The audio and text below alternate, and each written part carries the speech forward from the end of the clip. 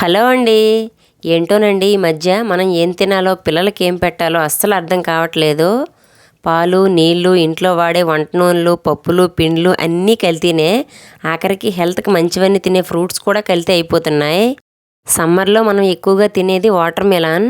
ఇందులో కూడా colour and స్వీట్‌గా ఉండడానికి కెమికల్స్‌ని ఇంజెక్ట్ చేస్తున్నారంట. ఇలాంటి వాటర్ మిలన్స్ తినడం వల్ల వామిటింగ్స్, స్టమక్ పెయిన్ లాంటివి వస్తాయంట.